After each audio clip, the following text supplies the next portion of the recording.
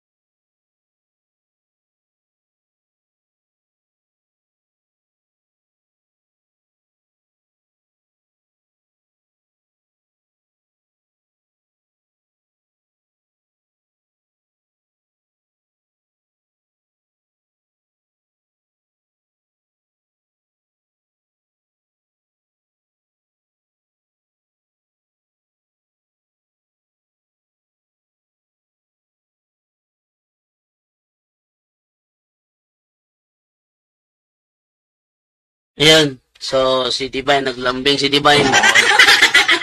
No, hindi niya mapatunog yung TV. Kaya, yun. Okay, so, tingin po tayo, ano? Hindi niya naintindihan yung talatang yun, yung linyang yun. Yung hayop, yung imahe ng anumang nilalang na nasa langit, yung nasa lupa, at yung nasa tubig sa ilalim ng lupa, hindi niya naintindihan yun. Kaya siya nalito. Yan. Pero kung naintindihan niya yon, hindi siya malilito. Bakit? Kapag binabasa nila yan, yung talatang yan, ang nasa utak nila, yung ating imahe ng mga santo. Ayan. Yung ating imahe ng mga anghel, yan ang nasa isip nila. Pero yan ba talaga tinutukoy ng Biblia? Ating basahin yan sa Biblia na The Living Bible, Exodus chapter 20, verse 4. Ang sabi dito, you shall not make yourselves any idols. Ayun pala, nandoon pala. Mga idols pala yun. Mga idols, mga Diyos-Diyusan.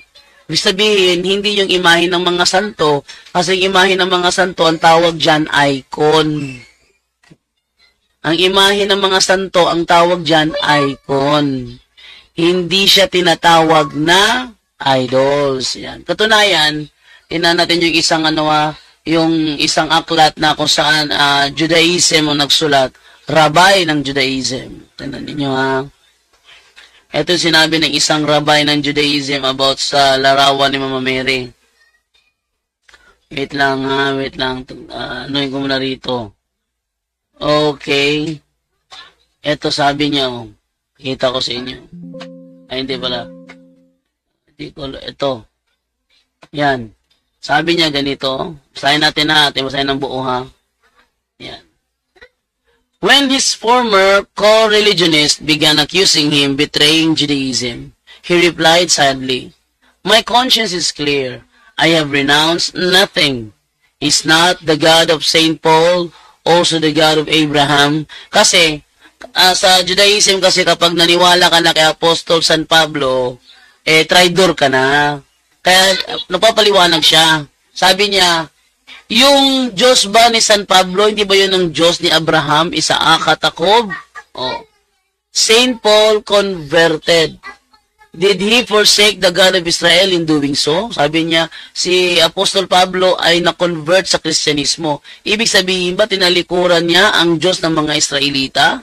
Did he stop loving him? Sa pag-convert pa niya to Christianity, tumigil ba siya na mahalin ang Diyos ng mga taga-Israel? It would be absurd to say yes. Isang kalokohan na sabihing oo.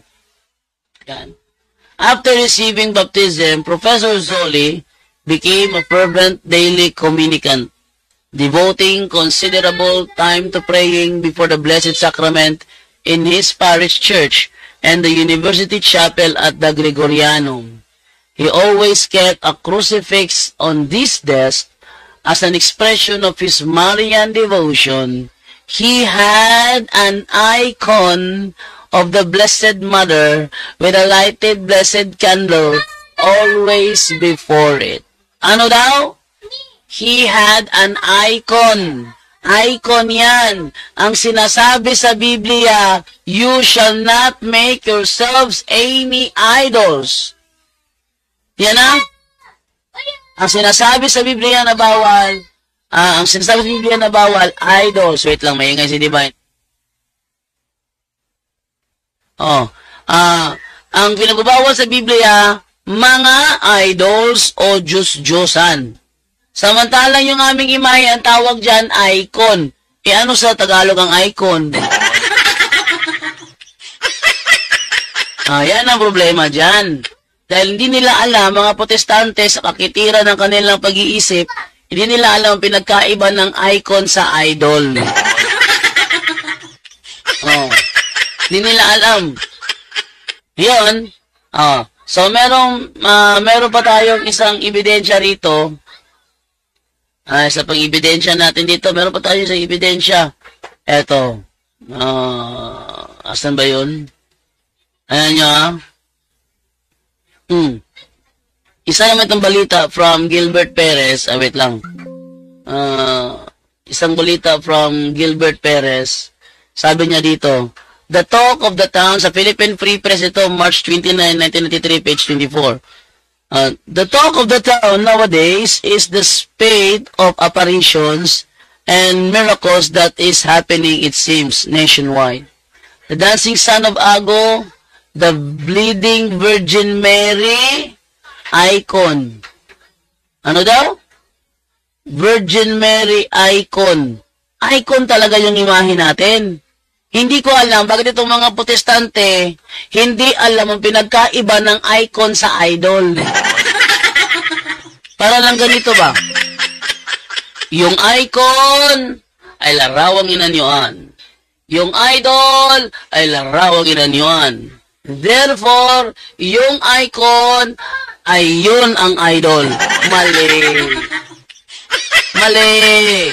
Ang tawag sa fallacy na yan, fallacy of equivocation. Fallacy of equivocation. Kasi iba ang icon, ibang idol. Parang ganito ba? Ang piranha ay isda. At ang goldfish ay isda. Therefore, ang goldfish ay piranha. Ay mali yun. Mali. Mali. Hindi ganon. Halimbawa, ang dolphin ay isda.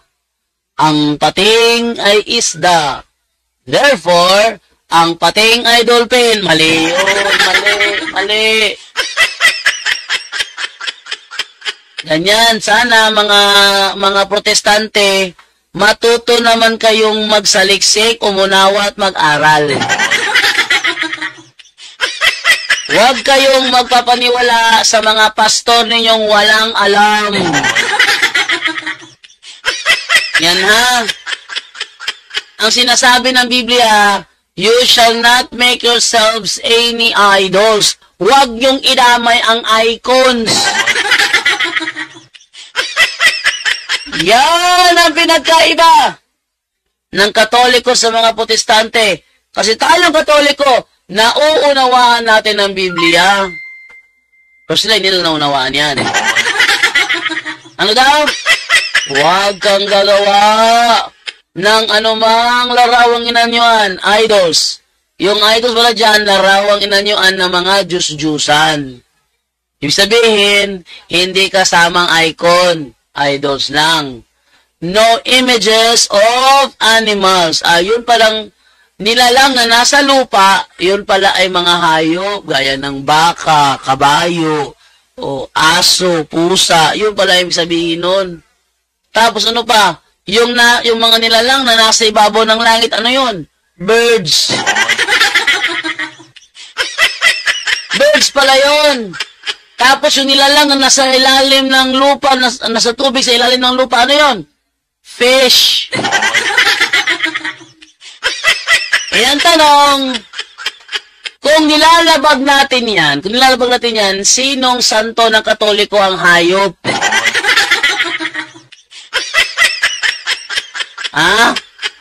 Anong klaseng hayop ang naging santo sa Katoliko kung meron man?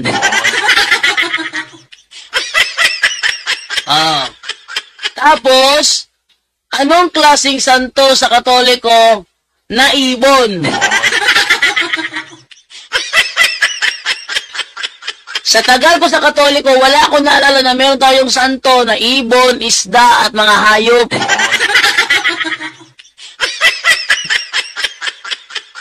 Ngayon, ba't siya umalis sa Katoliko?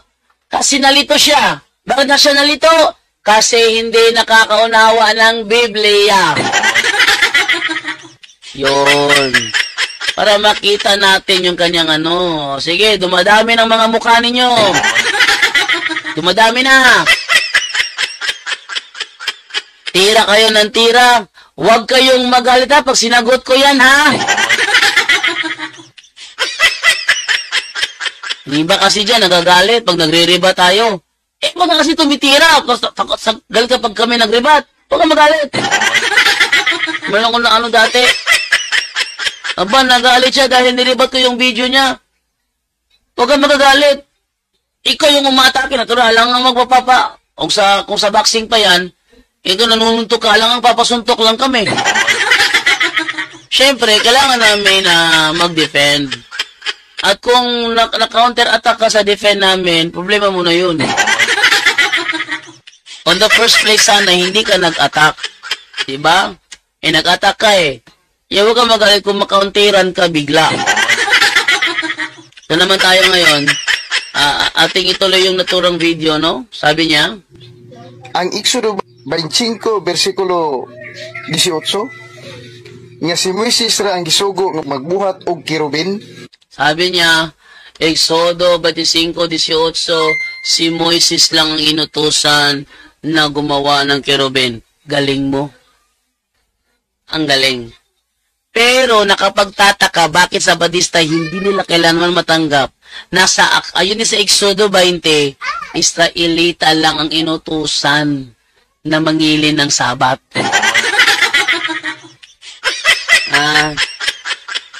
Ba't hindi nila matanggap na ang Israel lang ang inutusan na mangilin ng Sabat?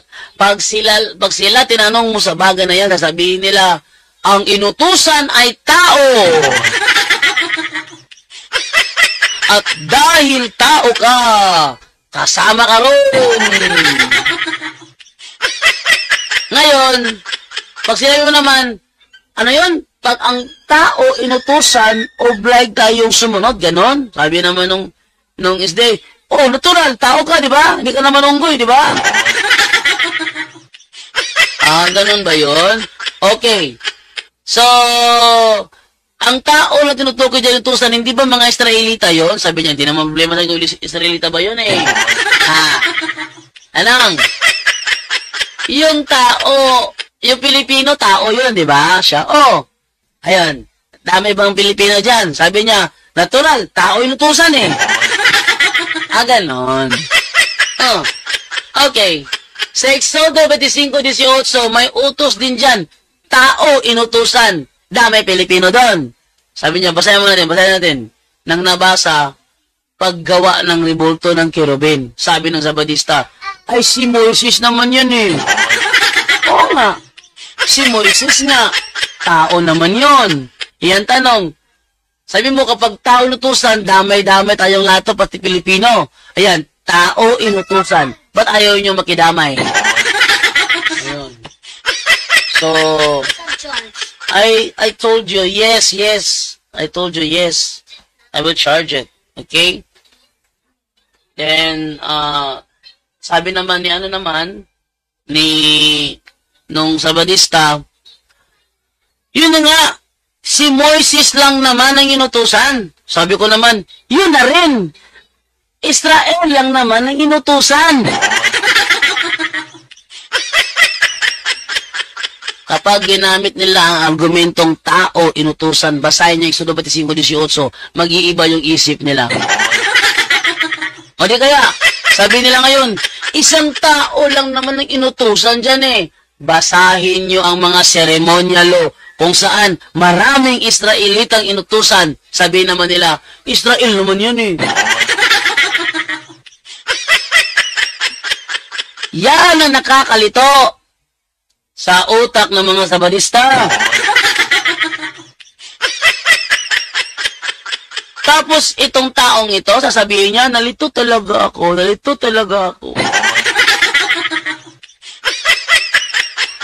Sana, hindi ka na sana nagreklamo. Oh, hindi sana nagreklamo. Tingnan niyo, sabi pa niya. Dito hinong sila hintuo. Na si Mrs. ang gisugo nga magbuhat og kirubin mo ilang rason nga pwede na daw magbuhat og mga santos. Oh, hindi ba ganyan din kayo? Di ba ganyan din kayo? Ang dinadahilan ninyo, ang mga Israelita ang inutusan na mangili ng Sabat. Kaya yun ang ginagamit ninyong rason, kaya pati kayo nangingilin din ng Sabat. Di ba? The same, di ba? The same? Hindi yan napansin nyo? Ano ba naman yan? Oh, baka merong Sabadista nanonood ngayon dyan. Tawag kayo.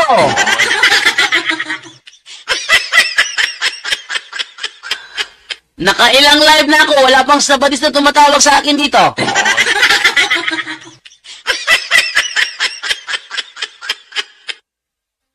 No? Nakailang ilang live na ako, wala pang SDN na pumapasok. Bakit kaya? Bakit kaya? Sabadista, pasok kayo dito at magtalakayan tayo. Presenta ka ng topic. Pag nagustuhan ko, talakayan natin. Kapag sa tingin ko, nakakasawa na, ulit-ulit na lang, Sabat, pagkain, ulit-ulit na lang, ay wag na lang. Iba ng topic na lang. Kung ayaw nyo, magtanong na lang kayo. Magtanong na lang kayo. Ganun na lang. Sige, Sabadista. Pasok naman dyan. Oh. Sabi naman dito tingnan natin yung mga comment nila dito. Okay, sabi dito na, sabi nila, ating basahin yung mga comment nila dito para maano natin Dami na palang nag-comment Okay. So, sabi dito ni Ping Zerodo. Oy, Ping Zerodo, good morning bro, good morning. Good morning ka panali ko. Nawala.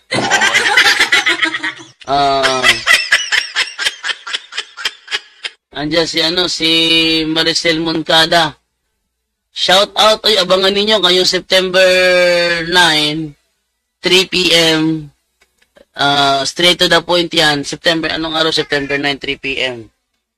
September 9, 3 p.m. Wait lang Anong araw yun? Teka, September 9, 3 p.m. Monday? Wala ka. Monday pag yun. Maricel, what if atas tayo ng alauna?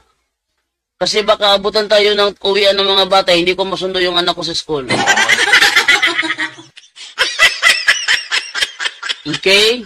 Sabi naman ng Lito, kaya naman pinagtulakan nila na idol talaga lahat dahil madali lang kasi makakulimbat ng miyembro. Yun na nga. Yun na nga. Sabi naman ni Intel August Purakan, mingaw po dili tagdo ni mga SDA nga lumba rag papansin bro. Mo lagi papansin po. Jose, ito mo. Hindi kasi Holy Spirit na nanggagaling sa Panginoon ng mga nasa protestante kasi mga tiwalag sila simbahan na tinayo ng ating mahal na Panginoon. Espiritu tunto ang nasa kanila.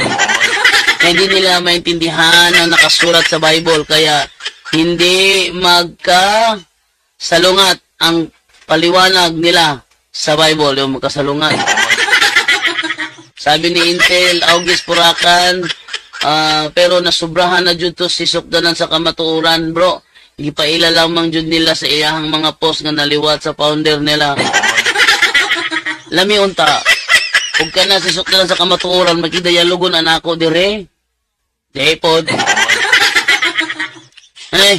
Nalagi live lagi ko lagi. Isa mega live dia, Jando. Nanawag na siya. Nanawag kamo nilang tao eh. Manolito, Ginitaran, walang alam lahat ang mga protestante, nagpauto lang sila sa kanilang mga pastor. Wala kasi silang mga banal, kaya di sila maniniwala sa mga icon. Wala kasi silang alalahanin, di gaya natin over hundreds of saints. Tingnan nyo ha, ang mga protestante, walang mga banal yan. Oh. Pati yung kanilang kinikilalang founder, hindi rin banal sa kanila. Oh, tamo? Oh, Manolito Ginitara, nag-send siya sa akin ng 35 stars. Thank you.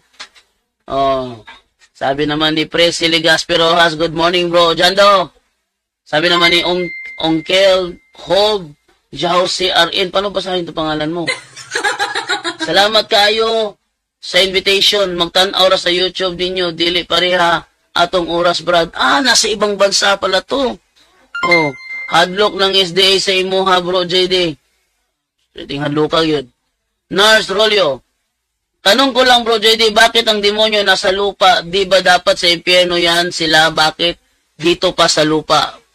Sila ay nandito sa lupa para tuksuhin yung mga Katolik, mga Kristiyano, hindi lang Katoliko, pati yung mga lahat ng tao sa mundo. Lahat ng tao tinutukso nila.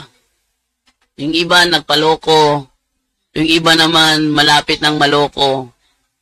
Yung iba naman hindi talaga nagpapaloko. Yan ha. Kaya sana dapat huwag tayong papaloko.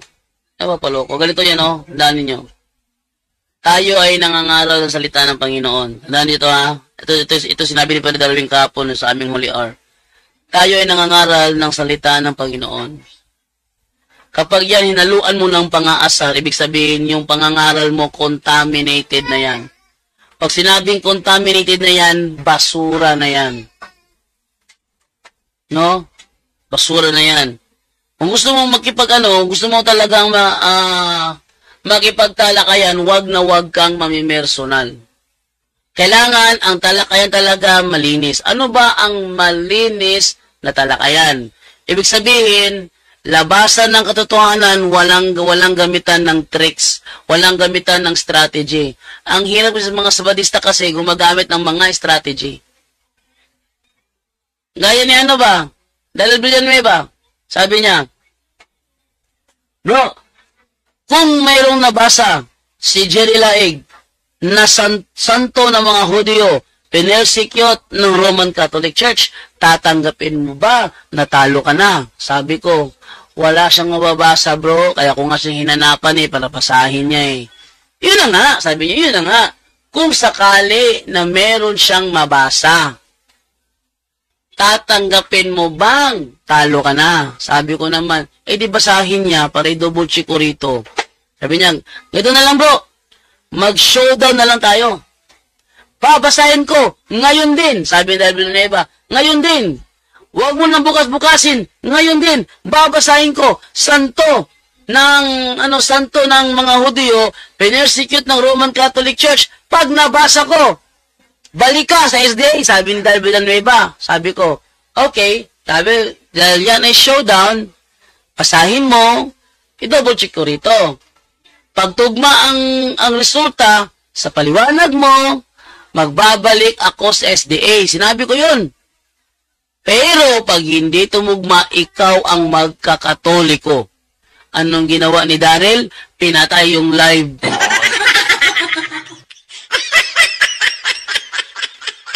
Ni hindi man lang nagpaalam.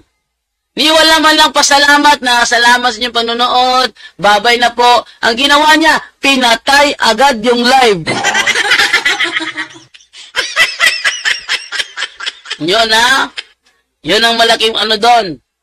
Kaya doon sa tanong mo bakit nasa lupa ang mga demonyo para tuksohin lahat ng tao. May mga tao nang nagpaloko, may mga tao na malapit ng maloko, at may mga tao ring hindi kailanman nagpaloko. Kaya kailangan doble ingat tayo dyan.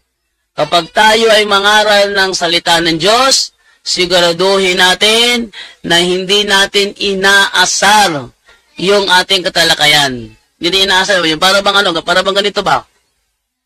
Huwag ka na kasing mataranta. Sobrang ratol na ratol ka na.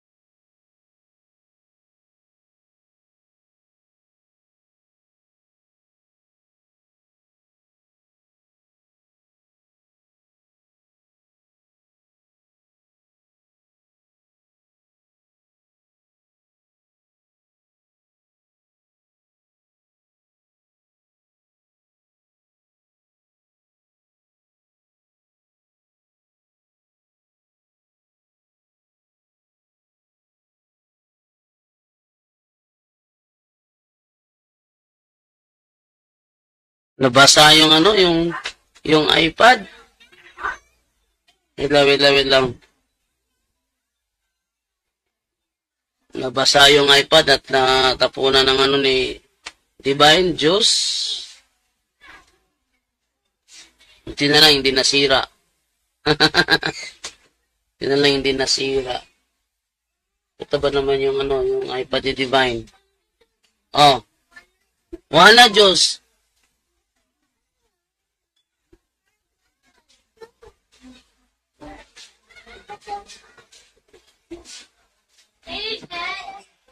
Okay, tingin po tayo, nabulabog ako dahil dito sa sa pagkatapon ng Diyos ni Divine, yung tablet, yung iPad, nabasa rin. Yun na lang, hindi nasira. Let Kuya trapo it. Let Kuya trapo it. Kuya will get trapo. Okay, so tingin po tayo, malikot talaga mga bata. What? Bakuwag na po si Kuya. Mm. Ay nako mga bata talaga. Ah.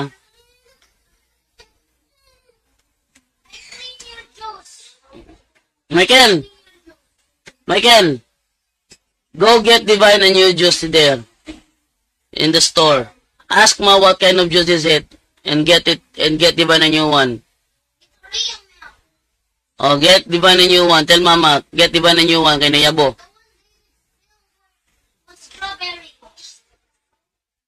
Oh, it's not Divine's juice. It was David's juice.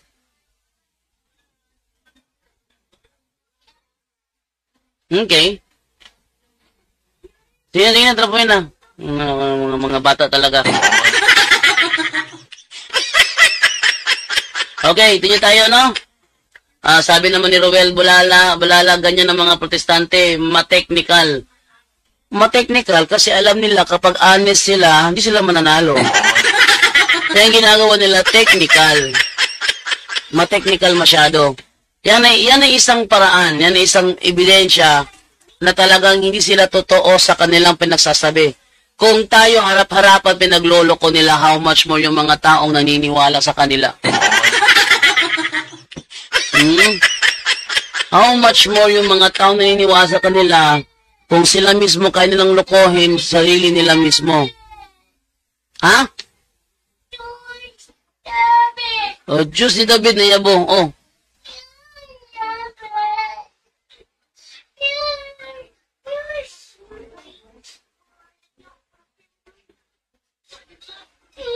Okay. Marvin Gulani, Bergando, ang mga Sabadista galit sila sa mga Katoliko na may mga imahe ng mga santo. Bakit sila gumawa ng imahe ni Ellen G. White? Ewan ko. Yung mga santo nating ginagawa, galit sila. Pero larawan ng sila galit.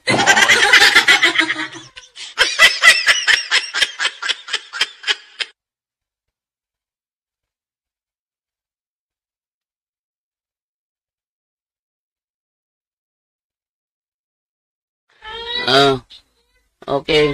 Hirap tayo ito. Daming komersyal.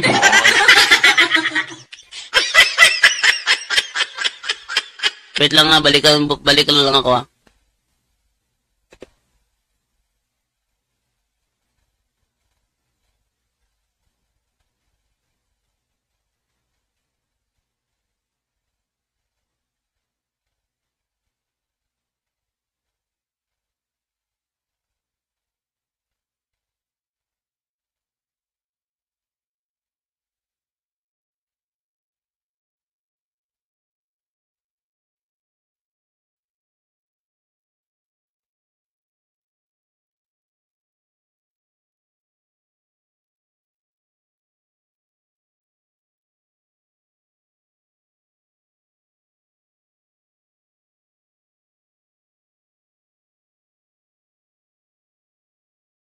Daming commercial.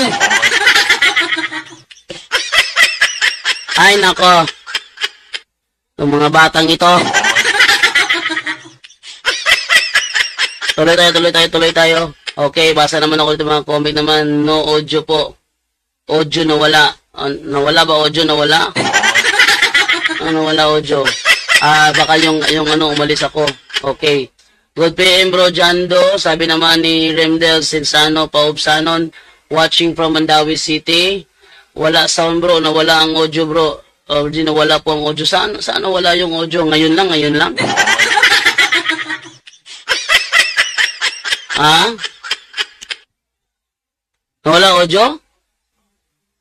Talagang pinapatay ko yung microphone kapag sobrang ingay na ng mga bata, napatay ko talaga yung microphone. Normal yun. Okay, sabi naman dito sa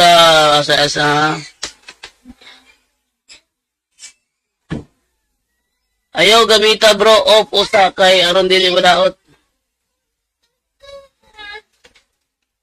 Tara.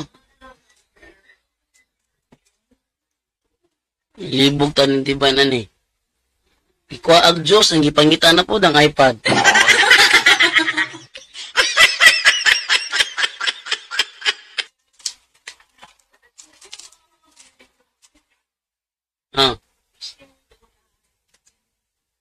Oh. Oh. Oo. Sige na, inom na. Kaya mayabon na ron.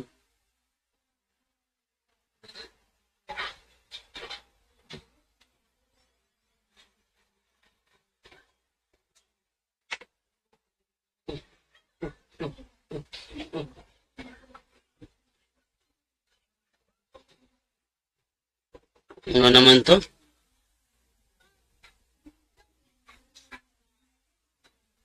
Ano pa? Natin mo.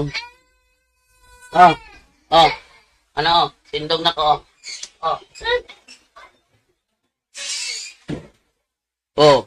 Gubula-bunanin mo na pod. Tuloy tayo. Ay nako. Kasi nagsasalita si Bro Jando sa anak niya. Yun ang reason kaya hindi nawawala yung audio kasi ginakausap ko sila. Okay, they want our soul to despise God. Sabi ni Jasmine Asubal. Sabi naman dito ni Luigi Anthony Plyda, revolto ni Satanas, ubang Diyos, dili nila buakon. Pero pa revolto sa mga santos, ila buakon, ngano ka, ila man kauban tong demonyo. Kaya nyo revolto ni Mama Mary, sinunog ni Alvin Sanchez. Inala sa bahay nila, binuhusan ng gasolina, tapos sinunog niya. Nang sabihin ko sa kanya, bro, mas maganda bro, gawin mo rin yan sa revolto ng Baphomet ng mga satanista. Sabi niya, dalin mo rito. Teka. Inutusan ka ba? Inutusan ka ba na sunugin mo yan? Di ba hindi? Ginawa mo eh. Ba't ngayon, ako ba utusan mo na magkuha ng revolto ng Baphomet? Ikaw yung may nagsusunog ng revolto. Tapos sabi niya, inutusan daw siya ng Panginoon, nabaliw na. Straight to the point. Ang mga inutusan ng Panginoon dati na magsunog ng mga revolto ng mga Diyos-Diyosan, pinupuntahan nila mismo yung revolto, sinisira, sinusunog nila. Hindi sinusurrender sa kanila para kanilang sunugin. Pinupuntahan nila mismo upang kanilang gibain, upang kanilang sunugin. Ngayon, kung talagang ikaw ay inutusan ng Panginoon, puntahan mo yung revolto ng Baphomet sa Amerika. Puntahan mo yon, gibain ninyo, sunugin ninyo, kung kaya nyo. Ang problema lang, hindi nila magawa, alam nyo kung bakit? Kasi ang mga satanista handang paluin ang ulo nila. Sige, lapitan nyo yan. Lapastanganin nyo yan. Lalapastanganin ka rin namin. Ganon. Kaya takot sila. Dahil ang Katoliko, pag ginawa nila yan, ang Katoliko manunood lang. Sa madaling salita, mga duwag ang mga taong yan. Kumbaga, naghahanap lang ng kung saan safety sila. Papaloy ng revolto, dahil alam nila Katoliko, manunood lang. Pero pag revolto ng satanista, papaluin nila, sigurado, may lilipad na bato sa ulo nila, kaya wag na lang yan. Di ba? Yan ang sikreto dyan. Yung mga protestante na nagbabasag ng mga larawan, pakitaan nyo ako ng gilas. Yung revolto ng mga satanista, yun ang basagin ninyo. Tingnan nyo, lahat ng Kristiyano matutuwa pa sa ginawa ninyo. Kaso, takot sila dun. Ibig sabihin, matapang lang yung mga protestante niyan kasi ang Katoliko manunood lang. Pero kung sakali may isang Katoliko na basagulero, at sabihin sa kanila, sige, paluin rin kita. Papaalo kaya yan? Kaya, paluin mo yan. Meron akong bat dito. Sige, paluin mo, palo rin yung ulo mo. Natin, papaluin ba ng protestante yan? Kaya kung hindi nila gagawin yun, sabi nila, bro, respetuhanay ta bro. Respetuhanay, manday undangin ha. No, gano'n na. Ganon sila. No? Ganon sila na nilang, kaya sila matapang lang sa Katoliko kasi ano lang, manunood lang yung Katoliko eh. At umari nga, pagdasal pa sila na sana, mabuksan ang kanilang isip. Pero wala silang pakialam doon, Mas maganda sana pakitaan kami. Yung larawan ni Buddha, basagin yung sa harapan ng isang insect. Tingnan natin ano mangyayari sa inyo. Sige. Pakitaan nyo yung insect, paloy nyo yung kanilang Buddha sa harap nila. Sa harap ng mga insect, gawin nyo. Tingnan ano mangyayari sa inyo. Walang malakas ang loob na gagawa niyan. Na magpalo ng Buddha sa harapan na, at saka yung insect na yun, devoted na, the Buddhism, devoted siya. Kaya niyong paluin niya. Sige, subukan nyo nga. Pa-video. Videoan nyo sarili nyo habang ginagawa nyo yan. Tingnan natin kung ano mangyayari. Oo. No, sabi dito kanina yung natapon Diyos, sabi ni Bernardo Ibarzabal, nawala ang audio nung natapon ng Diyos, bro. O, nawala ang audio. Okay. Teka. Ba't nawala internet? Ayun. Kala ko nawala internet. Bigla ba namang? Nawala internet. Biglang nag-zero yung ating streaming, dito. Okay, Bro James Jokson, Ana Maria, tinatawag si Bro James. Marvin Balani, bro, nung ipinako si Jesus sa krus, iniwan niya ang kanyang ina sa mga apostoles. Nasaan pala si Saint Joseph nung time na yun? Patay na po. Nung namatay si Saint Joseph, si Kristo ay bata pa. Bata pa si Kristo nung namatay si Saint Joseph. Nasa mga edad siguro, edad 12 or 13. Nasa ganung edad si Kristo nung namatay si Saint Joseph. Wala na siya nun. Okay. Barrett Kidjo, bro, pasok, magtanong ka, bro. O, pasok, pagtanong ka. Aaron Saint. O, dami mini-mention dito na pangalan. Okay. Sabi naman dito ni Jasmine Asubar, when the Nars Rolio, when the war broke off, Lucifer fell and fought with Saint Michael here on earth. If I'm right, Father Chris Alar said Saint Michael is still here on earth fighting against Lucifer and the fallen angels. Okay, sabi naman dito ni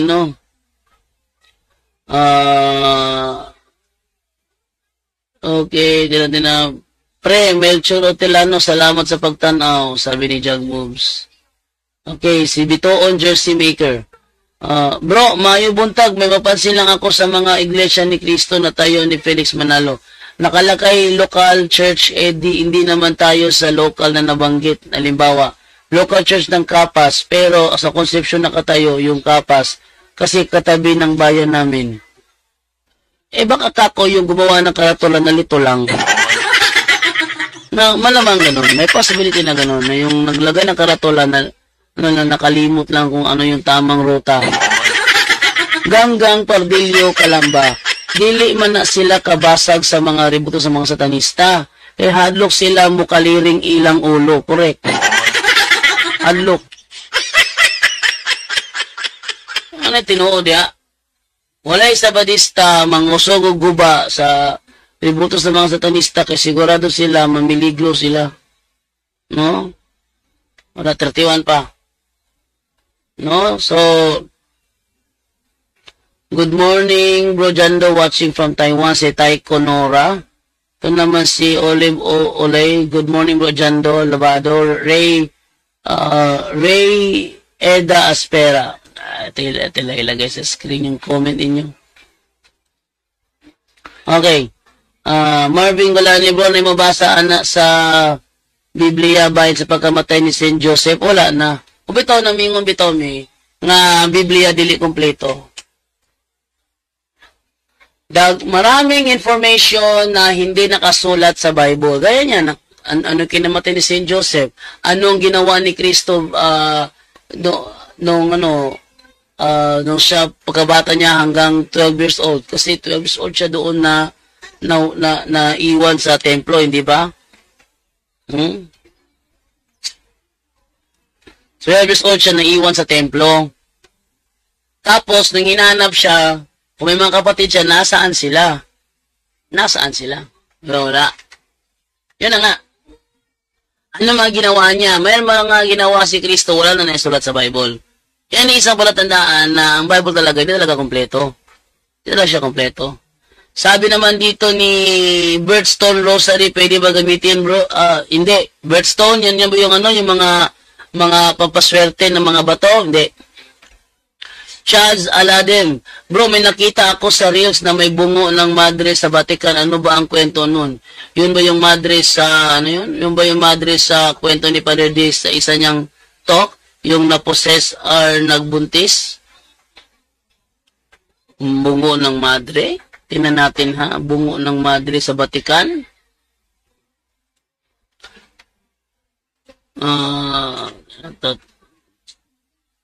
Tanungin ko si ano, may alam ka ba? May alam ka ba patungkol sa bungo ng madre? Ng madre sa Vatican? Tingnan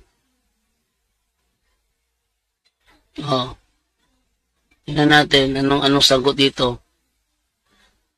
Okay, ating silipin ang sagot dito ng aking tinanong na aking assistant ko si ChatGPT. Tinanong ko siya, ito. May alam ka ba patungkol sa bungo ng madre na sa Vatican? Sabi niya, ang issue tungkol sa isang bungo ng madre na di umuni natagpuan sa Vatican ay madalas lumalabas sa mga conspiracy theories at haka-haka na may kinalaman sa mga sikreto ng simbahang Katoliko. Isa sa mga kilalang kaso ay noong 2018 nang magsagawa ng paghuhukay sa Vatican na kaugnay sa pagkawala ng isang dalagita, si Emanuela Orlande noong 1983. Sa paghuhukay na ito, may mga buto na natagpuan at may mga haka-haka na isa dito ay bungo ng isang madre. Gayunpaman, ayon sa opisyal na mga ulat, ang mga natagpuang buto ay hindi naugnay sa alinmang nawawalang tao sa anumang kriminal na aktibidad.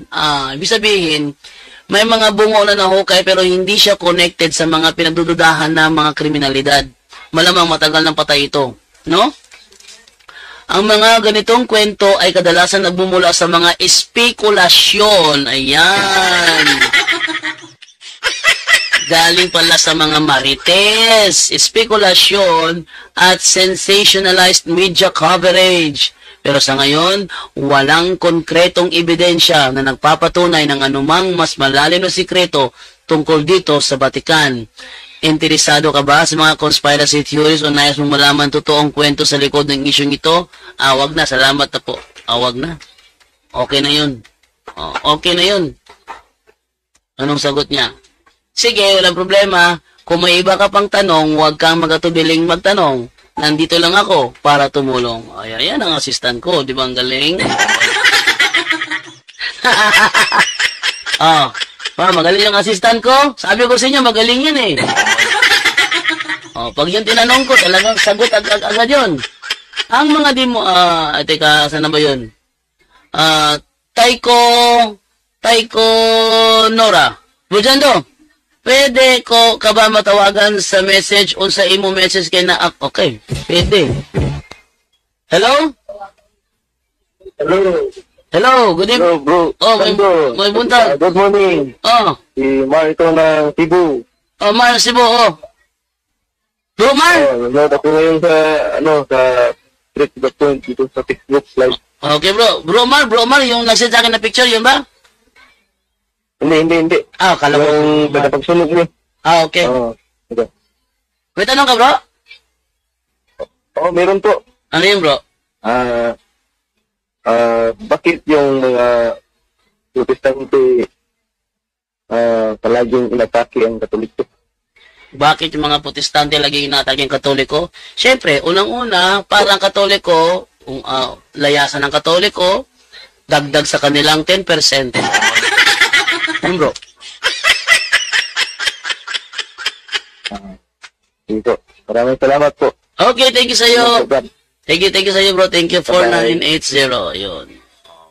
Buti pa siya. Tumawag, nagtanong. Yung mga protestante, talagang takot. Takot sila. Inabangan ko dating na September 12 at ay tatawag kay Bacalares para ipaalam meron akong mensahe sa kanya galing kay Father Darwin. Okay? So dito naman tayo ngayon. May mga ganyan. Sana ang mga SDA bro. O sabi ni Intel August Puracan. Good morning bro. Watching from Barangay Dulao, Bago City. Yun, no?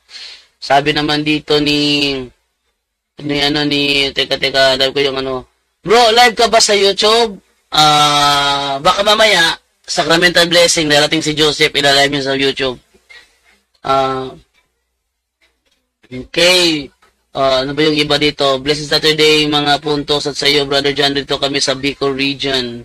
Pero Jando, labalo sabi po nila si St. Ignatius daw po ang nagtatag ng Katoliko. Yan po ang ipinipit nila. Si St. Ignatius daw ang nagtatag ng Katoliko? Di ating tanungin si assistant ko. Ayan na. Ating tanungin si assistant ko, ano sagot ni assistant, ha? Sige. Totoo ba na si St. Ignatius ang nagtatag ng Katoliko? Tanungin natin, ano? Anong sagot ng assistant ko? Basahin natin, ha?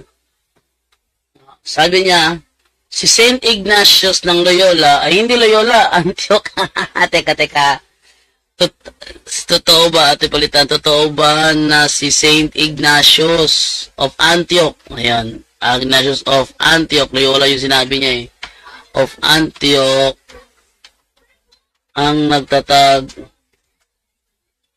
ng simbahang Katoliko? Yan. Anong sagot niya?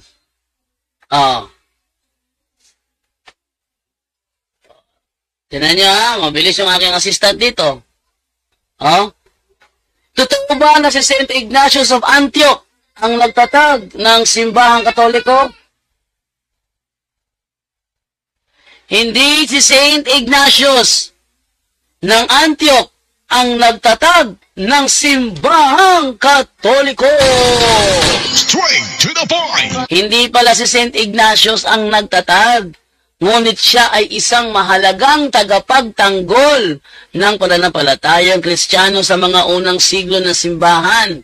Si Ignatius ng Antioch ay isang bishop at martir na nabuhay noong huling bahagi ng unang siglo at unang bahagi ng ikalawang siglo. Siya ay kilala sa kanyang mga sulat na nagbibigay ng mahalagang kontribusyon sa doktrinang Kristiyano noong unang panahon. Siya rin ang isa sa mga unang gumamit ng salitang Katoliko. Ginamit pala niya ang salitang Katoliko. Siya ang unang gumamit ng salitang Katoliko upang ilarawan ang simbahan. Hindi pala siya ang nagtatag. May simbahan na pinangalanan lang niya. Yan na. Sa kanyang mga sulat, partikular na sa sulat sa simbahan ng Smyrna, ginamit niya ang salitang Catholic Church upang tukuyin ang universal na kalikasan ng simbahan ni Kristo. Sinabi niya, upang tukuyin ang universal na kalikasan ng simbahan ni Kristo. Sabi niya, wherever the bishop appears, let the people be there. Just as wherever Jesus Christ is, there is the Catholic Church. Ang terminong Katoliko ay nangangahulugang pangkalahatan o universal at ginamit ito ni Ignatius upang tukuyin ang buong pamayanan ng mga Kristiyano sa buong mundo, hindi lamang sa lokal na simbahan. Bagamat hindi siya ang nagtatag ng simbahang Katoliko, si St. Ignatius ay itinuturing na isang mahalagang figura sa pagpapatibay ng pananampalataya at sa paghubog ng pagkaunawan ng simbahan sa pagiging universal o Katoliko nito. Hello, good morning! Nawala. Nawala man. Ano yung miss call? Miss call. Ayan na. Di na ano natin. Hindi si St. Ignatius. Ay, may tumawag eh. Hello? Hello po. Hello bro. Bro. Brand, may katanungan pa ako. Ano yun, bro? Paano ba natin pabagsakin ang mga protestante? Paano babagsakin ang protestante? Simple lang. Lahat na protestante. Simple lang. Paano babagsakin? Mangaral lang kayo. At kapag mayroon kayong na-convert mula sa kanilang simbahan, yan ay kabagsakan sa kanila yan. Kabagsakan sa kanila yan kapag na-convert mo yan. Pero kung matigas naman yung ulo at hindi nagpa-convert, wait lang. At hindi nagpa-convert, ibig sabihin, talagang sa kanila yan, no? Pag nagpa-convert naman, bagsak sila dyan. Bakit? Pag yan na-convert sa Katoliko, ang unang target niyan, yung mga relihiyong iniwan nila. Para bang Katoliko, pag na-convert sa ibang relihiyon, natatarget yung Katoliko kaagad. Ganun din sa kanila. Tinan mo ko. Dati ako SDA, ngayon silang tinatarget ko ngayon. Oh. Ganun lang yun. Yung talaga babagsakin na automatically, flat, parang ginawa ng Katoliko sa Roman Empire. Ang Diyos lang nakakaalam kung kailan mangyayari yun. Okay ba yun, bro? Kasi bro, marami po kasing kapitbahay namin nakakonvert sa mga United Church Christ Philippines, sila yun, at saka CFC, saka Pentecostal. Simple lang, bro. Mag-sharing lang kayo palagi, bro. Ako natin, ginagawa ko dati, nagsisharing kami, yung si Cirilo Castro, dating Seventh-day Adventist, ako dating Seventh-day Adventist, si Cirilo Castro dating Seventh-day Adventist. Sila yung magkasama ni Masjin Kapapas. Ngayon, pag sila nagngangaral, tinatanong ko sila, natatalakayan kami, dumating yung araw, nataka na lang ako doon sa debate ni Wendell Talibong at saka ni Andrew Libot sa Tudela, si Cirilo Castro, nagkatoliko na. O, di dalawa na kami. Pero si Masjin Kapapas, ewan ko lang kung nagkatoliko na ba yun o manatili pa rin SDA. Layman si Masjin Kapapas, tapos si Cirilo Castro, ordinary member lang. Pero nakikipagdebate si Cirilo Castro dati. Kami dalawa magkalaban nun. Pero dumating talaga yung araw na nagkatoliko si Cirilo Castro. At yung katoliko ni Cirilo Castro, lay minister pa nga. Nung ako'y nagpunta sa Osamis, nagkita pa nga kaming dalawa. Picture taking pa nga kaming dalawa. So, yun ay depende na yun sa sa galaw ng Holy Spirit. Okay ba yan, bro? Bro. Okay na po, bro. Salamat po, bro. Sa ano po ka, boss? Nasa Osamis ka ngayon? Ha? Nasa Bohol ako, bro. Osamis City. Nasa Bohol ako, bro. Saan po sa Bohol po? Nasa Tagbilaran. Okay po, sige po. Salamat po. Thank you, bro. Tagapagpagpagpagpagpagpagpagpag po. Salamat po. Bye-bye. Thank you, bro. Ayan. Okay. So, nag-chat sa akin si Rasha. Tuloy ba kayo ni Maricel ng JW? Pwede 1 p.m. Pwede 1 p.m. na lang.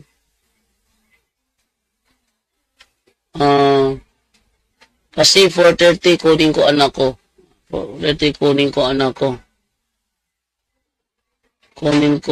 ko. Ayan. PM lang kasi 4:30 kunin ko anak ko. Kasi 3 p.m. yung aming schedule yan. 3 p.m. ba yung schedule namin dalawa ni JW? Baka malate ako sa pagkuha sa anak ko.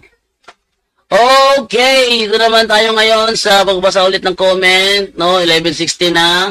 Sabi dito, Brother John, sagot ko na ito. Teka. Tinan ko yung mga comment na nagdumaan kasi hindi ko nabasa yung iba doon. Hindi mo sila kabasag mga revolto sa mga satanit. Nabasa ko na to. Nabasa ko na ito. So, ito tayo pinakadulo. Baka mayroong bago. Good morning, Bro JD. Wala na di ay mo online catechism from Digo City.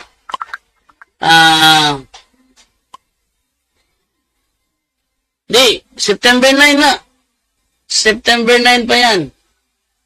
September 9 pa yan. September 9.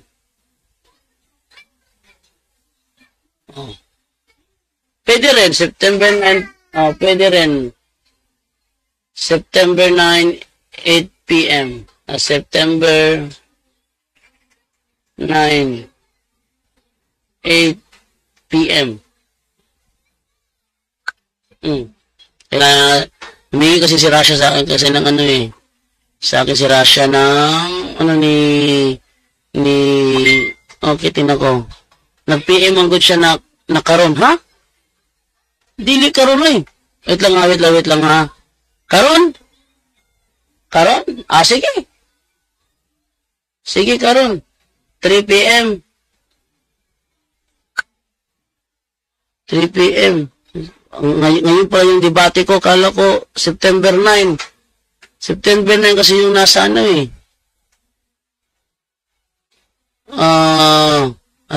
Teka. September 9 yung amin dito. Oh?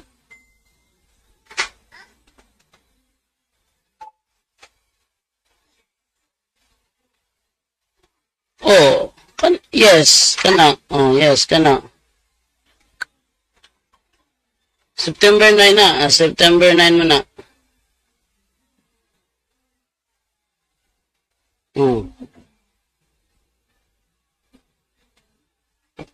Naadiha. Pero og karon iya gusto, pero og karon okay ko. Og karon 3 p.m. okay ko.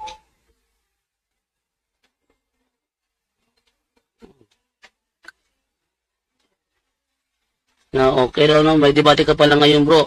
Hindi, September 9 dapat, pero ang gusto daw ni JW ngayon. Wait lang ha. Tawagan ko kaya to si JW. Wait lang, tawagan to si JW. Tawagan ko to ha.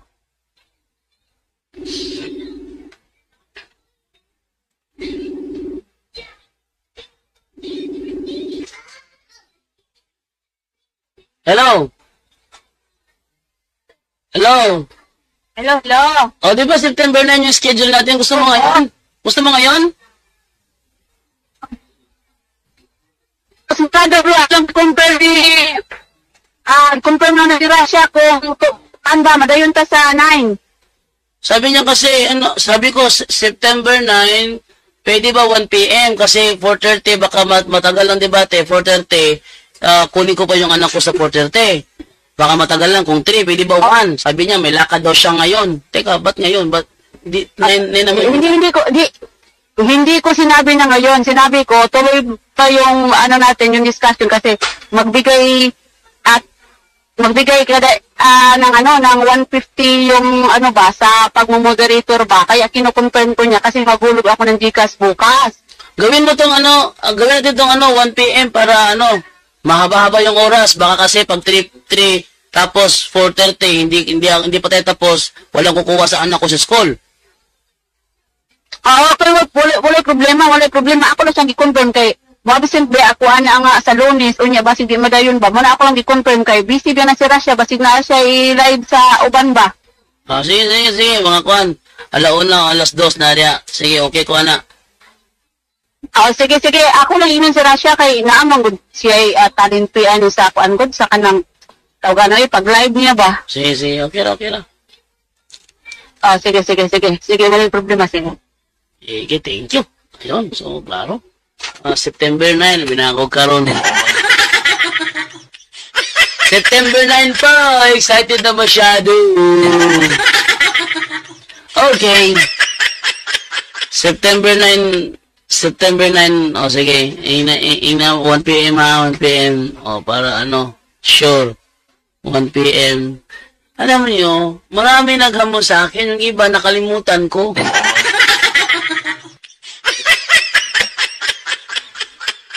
Malamang, siguro, hindi siya challenging.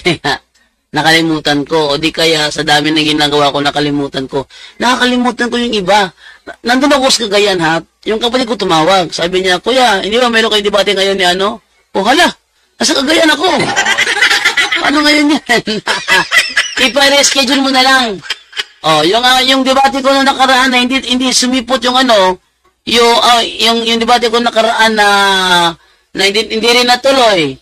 Si Rian Fuentes yung moderator, hindi rin natuloy yun. Ewan ko na kung kailan ma-reschedule yun.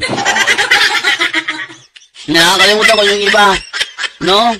Sabi, bro, good day, katong JW Pastor ang amusapo, bisan nag-explain pa ang kalaban. wa ko ka-encounter ni Suka ni Maricel. No? Wa ko ka-encounter Suka ni Maricel, pero, wala kung siya ba naman gipasabot. Wala daw purgatorio sa Biblia. Di na sila kasabot. Meron bang purgatorio sa Bible? Meron. Ha? Ano mo na? Wait lang, ha?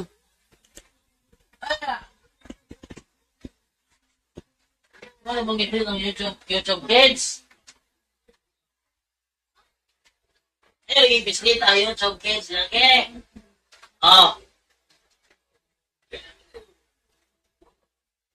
Yan, di ba? Kasi pag napindot ang YouTube Kids, matataranta na bigla. Okay. Ingon ni Soriano, na ay, may purgatorio sa Bible. Ayaw lang nilang tanggapin, ayaw lang nilang unawain. Basahin ko, ha? Tignan nyo, ha? Biblia tayo. May purgatorio. Unang Pedro 3:19. Atin mo nang putahan sa 18 muna. Sa 18, ganito. Sapagkat si Kristo na walang kasalanan ay namatay ng minsan para sa inyo na mga makasalanan, upang iharap kayo sa Diyos, siya'y pinatay sa laman at muling binuhay sa Espiritu. Si Kristo daw, pinatay sa laman at muling binuhay sa Espiritu. Yan. Yan ay ano nila ha, yan ay kanilang, yan ang sinasabi sa 3:18. Ikaw, wait lang muna kasi si Divan kasi. Ano ba naman to? Wait. Yan. Okay. So, ang sabi dito, si Kristo, pinatay sa laman at binuhay sa Espiritu. Sa kalagayang ito, nagpunta siya at nangaral sa mga espiritong nakabilanggo. Ibig sabihin, si Kristo, nung siya ay namatay at siya ay muling binuhay sa Espiritu, siya ay pumunta sa mga espiritong nakabilanggo. Espiritu. Yung mga espiritu na yun, nakabilanggo yun. Yung kabilang bilangguan, tinatawag namin sa Katoliko yung purgatorio. Bakit? Yung bilangguan na yan, tinatanong ko yung mga Protestante, pati ako sa Buddhista pa dati, yung bilangguan ng mga espiritu ba, langit o hindi? Ang sagot, hindi langit yan. Bakit? Yung mga nandyan, mga pasaway yan, basahin natin ha, sa ating tuloy ha. Sila ang mga espiritong ayaw sumunod nung matyagang naghihintay ang Diyos ng panahon ni Noe habang ginagawa nito ang daong. Sabihin, yung mga espiritu yun, mga pasaway yun, mga pasaway sa panahon ni Noe yun. So, hindi siya langit. Ang tanong, impyerno ba yun? Ang sagot, hindi rin impyerno. Bakit? Pinuntahan sila ni Kristo doon at pinangaralan. Tingnan nyo, sa kalagayang ito, nagpunta siya at nangaral. Nangaral si Kristo doon. Hindi impyerno yun kasi impyerno is total separation to the presence of God. Ano yun? Eternal damnation with total separation from the presence of God. Yun ang impyerno. Pero ito, pinuntahan sila ni Kristo at nangaral sa kanila. Ang mga ito ay mga ibinilanggo. Sila ay mga espiritu na kabilanggo. Hindi mo naman pwedeng sabihin na bilanggo ang mga espiritu na wala namang bilangguan. Siyempre may bilangguan yan. Ngayon, yung bilangguan, kung saan sila nakabilanggo, yan ang pinangalanan ng Katoliko na purgatorio. Bakit? Meron palang lalagyan ng mga espiritu, mga pasaway na espiritu, hindi langit, hindi rin impyerno. Ngayon, may lalagyan, hindi langit, hindi impyerno, yung lalagyan na yan, pinangalan na namin yan na purgatorio. Ngayon, kung tutol sila sa purgatorio, kailangan lang tutulan na mayroong bilangguan ng mga espiritu. Ganyan lang naman kadali. Yan nyo ha? Eto, halimbawa ito. Ito halimbawa, yung lalagyan. Sample na natin ano? Ito yung lalagyan. Okay, yan. Oh. Ito yung lalagyan. Ilagay dito yung magkuha tayo ng example. Halimbawa, ito yung lalagyan. Ito yung bilangguan ng mga espiritu. May mga nakabilanggong espiritu. Langit ba siya? Sagot, hindi. Kasi bilangguan. Hindi kailanman magiging langit hindi kailanman magiging bilangguan ng langit. Pangalawa, impyerno ba siya? No. Bakit? Pinuntahan ni Kristo at pinangaralan. So, hindi siya impyerno. Kasi pinuntahan ni Kristo at pinangaralan. Kung hindi siya langit, hindi siya impyerno, ano siya kung hindi siya purgatorio? Oh. So, sa Biblia, meron talagang purgatorio. Ang problema lang, ayaw nilang tanggapin kasi ang kanilang napakasimpleng dahilan, hindi mababasa.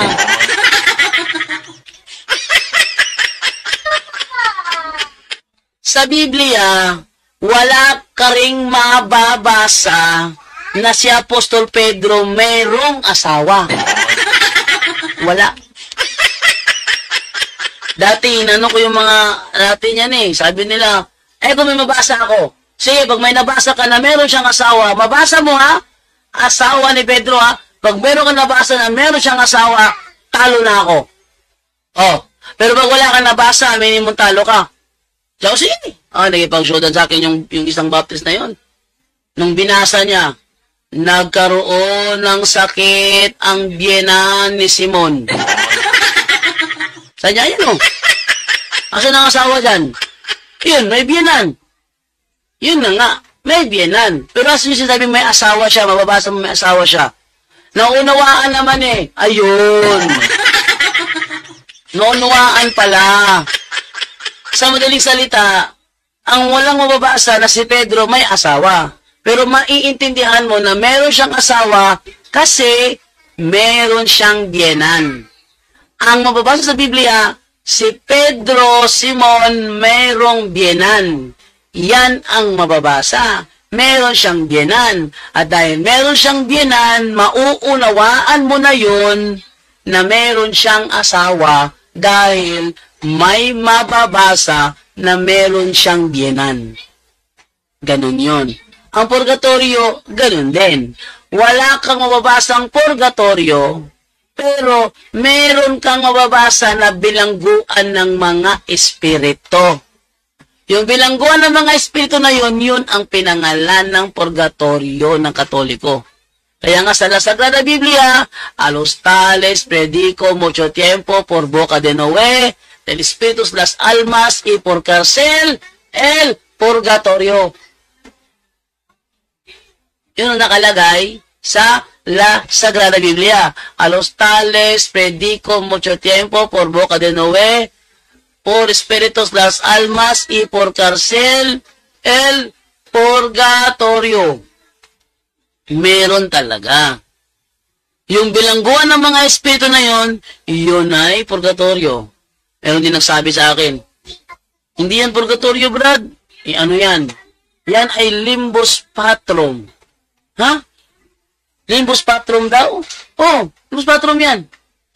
Ano ba ang nilalagay sa limbus patrum? Diyan nilalagay yung mga banal. Mga banal, diyan nilalagay sa limbus patrum. Mga banal. Oh, ayon sa verse 20, ano yung nakalagay diyan? Mga banal ba yan? Mga pasaway naman ng mga yan. Oh. So, mga pasaway ang nandoon. So, purgatorio yun siya. Kapag tinutulan nila ang purgatorio, kailangan tutulad din nila na mayroong bilangguan ng mga espiritu. Kung walang bilangguan ng mga espiritu, wala sanang nga nakabilanggo. Ano sabihin bilangguan eh, wala naman nakabilanggo? Diba? Kaya may nakabilanggo kasi may bilangguan kung saan sila nakabilanggo. At yung bilangguan yon ang tinatawag naming purgatorio. Oh. Yan, maliwanag yun sa talata, oh.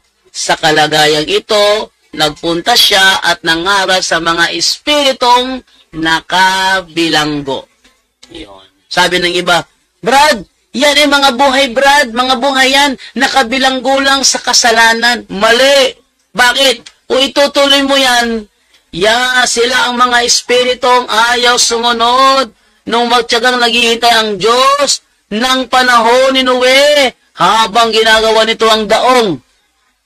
Yan pala yung mga espiritu ng mga taong hindi sumunod nung ginagawa ni Noe ang barko. Tapos sabihin nila na mga buhay daw yan na bilanggol sa kasalanan. Layo. Ang layo naman ng context niya. Yan ha. Yan ang isang palatandaan ng aking sinasabi. Okay, so mahaba-haba na rin yung aking mga na-record. Mayroon pa itong mga cuts dahil doon sa ni Divine. Nag-iingay ni Divine na napuputol-putol siya. Pero ganoon pa man, mag-upload ako ngayong tanghali alas 12. Abangan po ninyo ha. Kung darating si Joseph ngayon, alauna sa YouTube channel ang Sacramental Blessing. Kung wala si Joseph, si Father Darwin sa Facebook account niya magla-live siya ng Sacramental Blessing. Ganun na mangyayari. Kung wala si Father Darwin, ibang pare magbe-blessing, pupunta ako doon, ila-live ko sa punto por punto bisdak.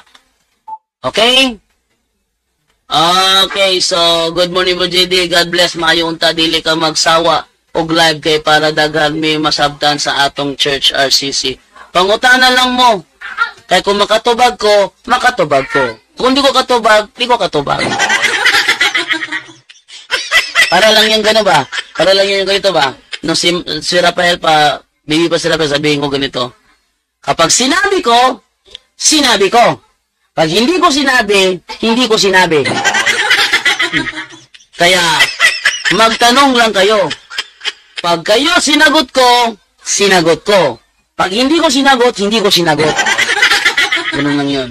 Good PM sa Diyos o kaniyong Brojando padayon sa empowerment sa RCC watching from Malapatan, Sarangani Province. Amen.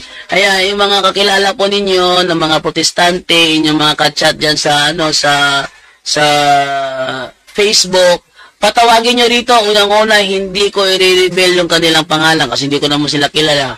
Pangalawa, ang babasahin ko lang na number, yung 4 na number sa dulo. Oh. Pangatlo, walang muka, boses lang nila. So, pabor sila dito pag magipagtalakayan sa atin sa live. Kaya sabihin nyo sa kanila, okay may hindi kayo malalaman doon kasi on-call raman, on-call ra, via cellphone number. Oh. Okay? So, paalam na po sa inyo at ang pagandaan ko na yung 12 PM episode dito lamang sa Punto por Punto. Maraming salamat po and bye-bye.